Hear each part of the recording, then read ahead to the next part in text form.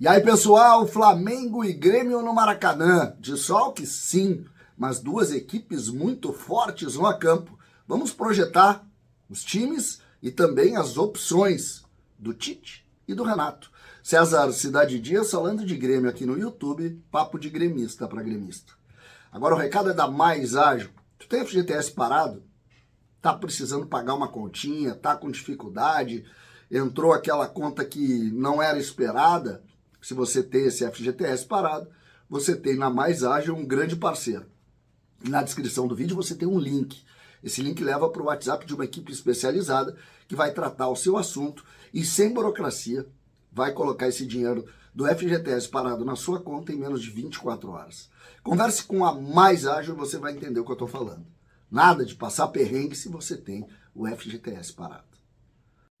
Gente, Grêmio e Flamengo, sempre um clássico do futebol brasileiro e nesta quinta com componentes importantes em razão desses desfalques que eu citei, mas que necessitam a nossa análise sobre projeto de time.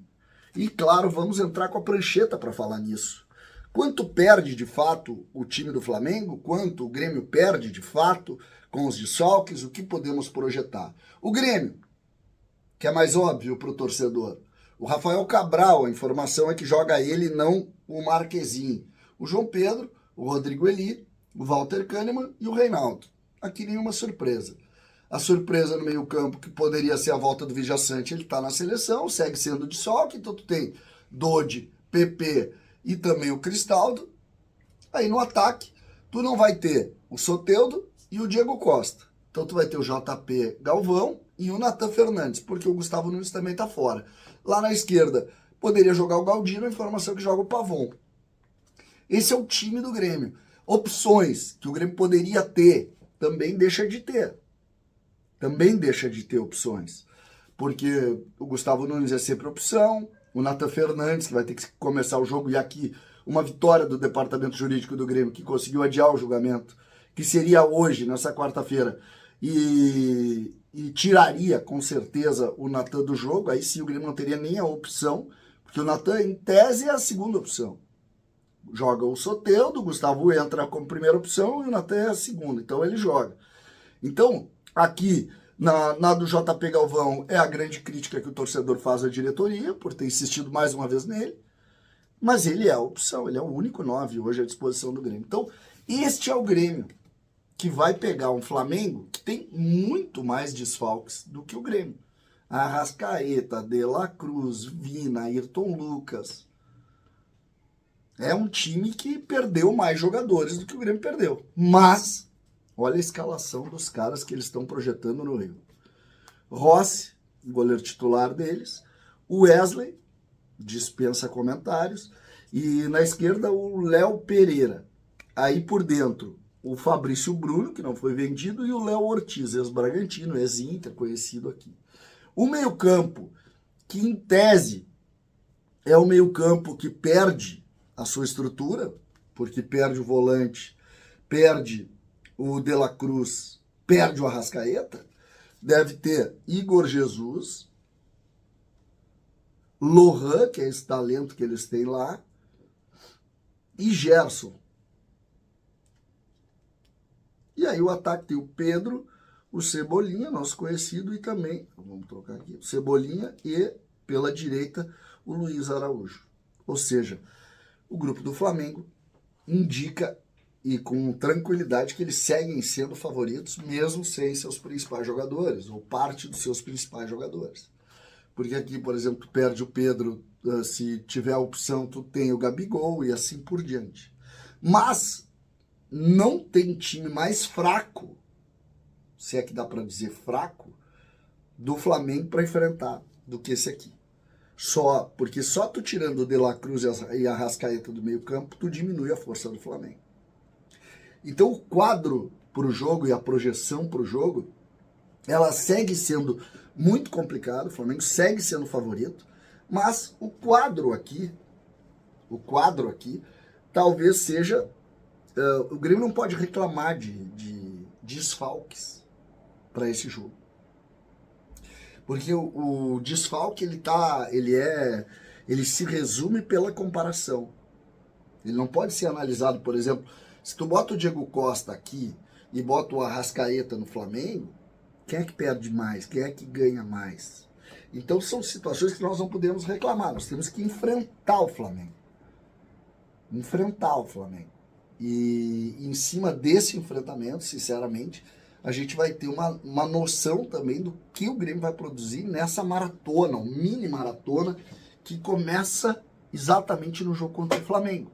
Porque o Grêmio tem o Flamengo, depois, e no Espírito Santo, tu tem o Botafogo, depois tu tem o Fortaleza, depois tu tem o Inter, que deve ser em Curitiba, aí depois tu tem a equipe do Atlético Goianiense em Goiânia, e depois tu tem o Fluminense, que deve ser inclusive em Brasília. 6 jogos. E o Grêmio não tá tão longe assim dessa zona de perigo, dessa zona de rebaixamento. Então é uma maratona complicada, que começa na quinta-feira, e que dentro do quadro do jogo contra o Flamengo, me parece o quadro mais possível. Maracanã lotado, a expectativa é essa, já tem gente no Rio de Janeiro, inclusive dando ideia de 45, 50 mil torcedores, ou seja, esse é o quadro do Flamengo sempre que joga lá, e as coisas vão caminhar assim.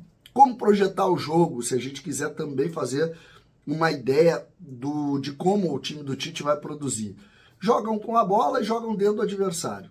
Os dois extremos jogam lá dentro do campo do Grêmio, o Gerson vai ser esse pensador por dentro, o Lohan é um talento, que é um jogador também muito rápido, muito forte, que vai se aproximar. O Pedro é aquele centroavante que não pode deixar a bola chegar. Os laterais do lado esquerdo vai perder força, o lado direito continua, o Wesley é um cara que vai todo o tempo. Então o Grêmio vai precisar ter tranquilidade e sair. Como pode sair? O Pavon é um cara forte para sair, mas o lado esquerdo vai estar mais protegido pelo Léo Pereira. Pelo lado esquerdo tem o Nathan Fernandes, que pode levar alguma dificuldade aí para o Wesley, mesmo que o Nathan também acabe se desgastando muito. Então, o jogo é complicado e é o jogo da casa-mata, o jogo do treinador, o jogo da estratégia. E nós temos aí 2 grandes ícones do futebol brasileiro, de um lado o Tite, que foi a 2 Copas do Mundo com a seleção, de outro o Renato, que ambiciona a seleção, ou seja, é o quadro perfeito aí do grande jogo, do grande momento. Favoritismo todo do Flamengo.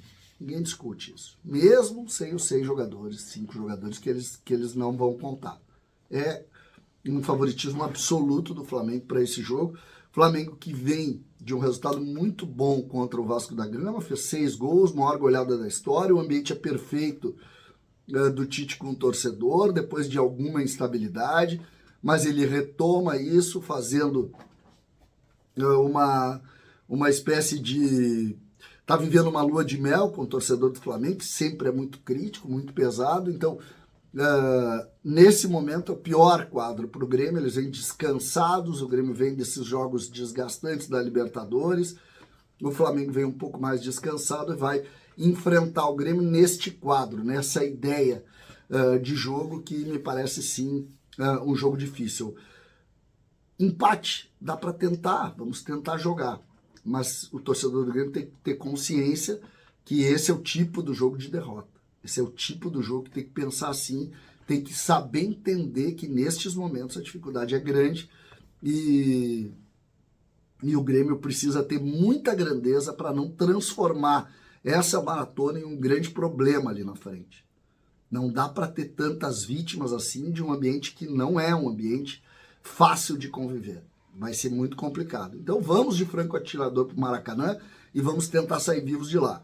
O momento realmente é muito delicado. César, Cidade Dias falando de Grêmio aqui no YouTube.